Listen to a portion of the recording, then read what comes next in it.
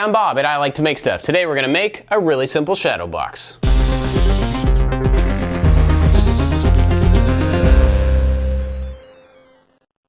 It's no secret that everybody in my family loves Lego.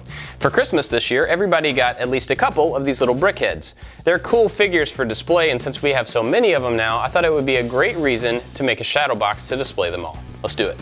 If you're making a shadow box for a very specific item, you need to make sure to measure it in all 3 dimensions. I measured this in every direction and then added about 1/2 inch on each side so that there's plenty of room around it. That helps in case there's one of these that's a little bit bigger, but it also just gives a little space so it's not boxed into a tiny area.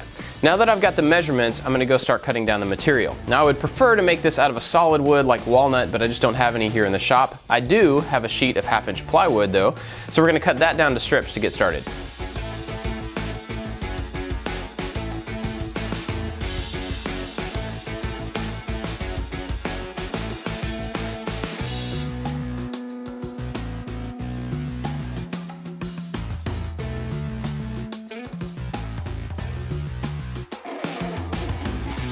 I've got these pieces cut down, and now I've got to cut some slots in them so that they can fit together. They're going to end up going together like that to make a grid, so I've got to cut the same slot here and here on all 4 of these pieces, and then matching slots on the bottom 2 pieces. To make those grooves in these pieces, I'm going to use a dado stack on the table saw. Now this is a way to stack up blades to be able to cut a certain width, but you could certainly do the same thing with a normal blade, it'll just take more passes. Another good thing about using the table saw here is that I can cut all of these at the same time by using a sled. If you don't have a dado stack or a table saw, you could certainly cut each one of these slots with a bandsaw or a jigsaw or even a router. You definitely want to do a test cut with these as well to make sure that this is the right width for your material. Another test worth running is getting the height of the blade exactly correct. I want it to be exactly 1/2 of the width of the material. That's because I want to cut 2 slots and have them fit together with no gap in between.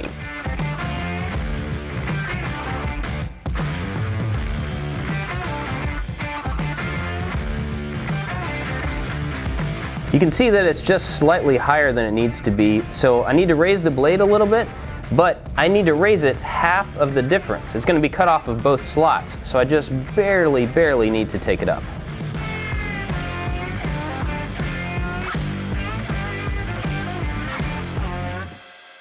That is about as flush as it's going to get, so we're going to go with that. I want to cut all 4 of these pieces at the same time, so I'm getting them locked together so the edges are all lined up, and then I'm going to just add some tape. That should help hold them in place, but I'm still going to have to be really careful. If you have enough space, you could always clamp them, but I'm not going to have enough room on any side to clamp these efficiently. The next thing is that I want the slots to be cut 4 inches from each end. So I'm going to set this up so that I can run them through, flip the piece around, and then run the other side. But you don't want to put something against the fence and push it this way. There's a good chance that it'll bind in the blade, especially with a blade like this. So you want to set up a place where the piece starts, and then as you move it forward, you want it to get off of that piece so that it's only resting on the miter sled.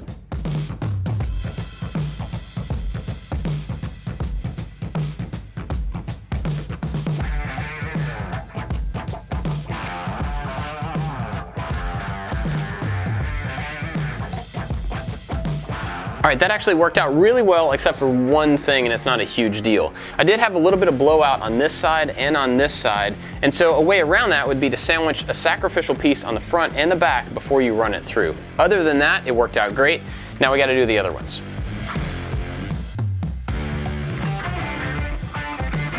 I did these 2 panels the same way. I cut the outside pieces and then moved the fence to cut the inside ones.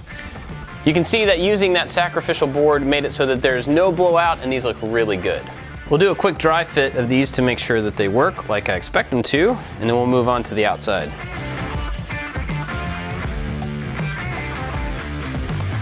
These are really tight fit so far, so I don't necessarily need glue. I'll probably put a small dab of glue on the inside of each one of these joints just to make sure that it stays in place. But it's a nice tight fit as it is.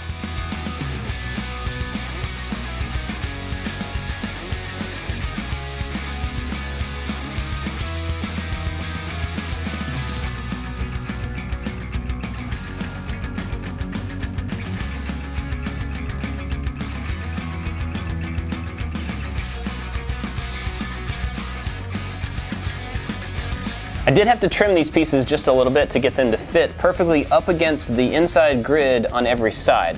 But now it's a pretty good fit, so I'm gonna go ahead and glue all of this together, and then once it's in its final shape, measure the distance between these sides to cut the back panel.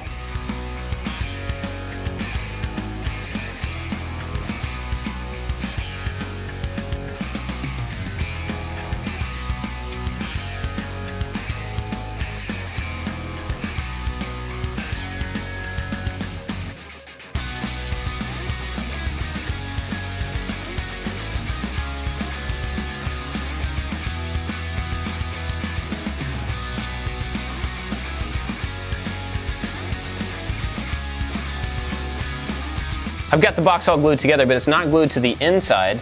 And to do that, I'm gonna slide this forward just a little bit out of the box, then add a little bit of CA glue in all the places where it's gonna come back. Then when I slide it back into place, it will get locked where it needs to be, flush with the front edge.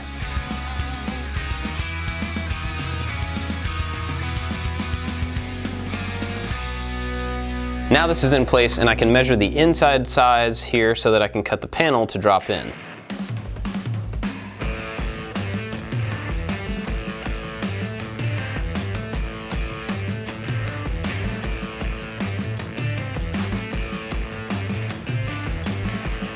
While I'm waiting for the glue to dry on this, I want to cover up the plywood on the front face. You could use edge banding for that. It'd be really easy to do. In fact, we have a whole bits video on using edge banding. If you've never done that, go check it out, because it's a great way to hide the fact that you're using plywood. But in this case, I want to cover the face with something with a little more contrast.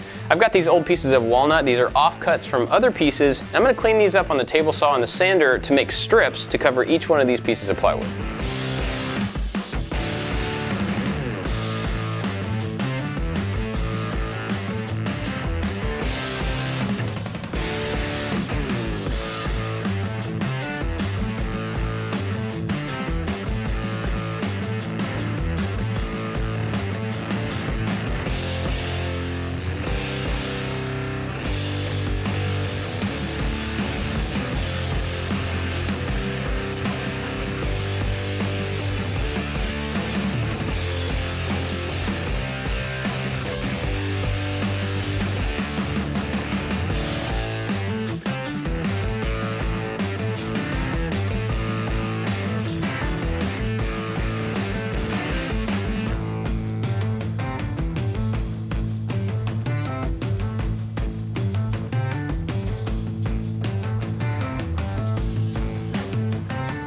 This video is sponsored by Skillshare, which is one of the best ways to learn new stuff.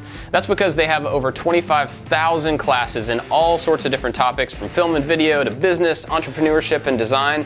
In fact, a design course that I really like is by Aaron Draplin, who's a fantastic graphic designer. A premium membership gets you unlimited access to every course available, and an annual subscription is less than $10 a month. But for the first 500 of you guys to click the link down in the description, you can get 2 months for free, and you can learn a whole lot of stuff in 2 months.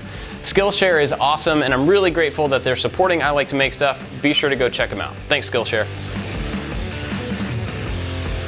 And there it is, a pretty quick and pretty simple shadow box, but this is a great way to show off a collection that you have. And if you're one that makes things for craft shows, this would sell like crazy because people love to be able to show off their collections. And like I mentioned before, you don't have to have a dado stack to make this. There's a bunch of different ways to cut the slots to fit these pieces together, but you could also just make it without the slots. Just cut the individual panels and glue them in place. I'd love to know what you think about this project, so please let me know down in the comments. And if this is your first time here, I've got tons of other types of projects that you may be interested in. Check some of those out right over there, and don't forget to subscribe. That's it for this one, guys. Thanks for watching. I'll see you next time. I did these basically the same way, but I cut the out. I did these edge banding to cover that, and that would look, it would look easy.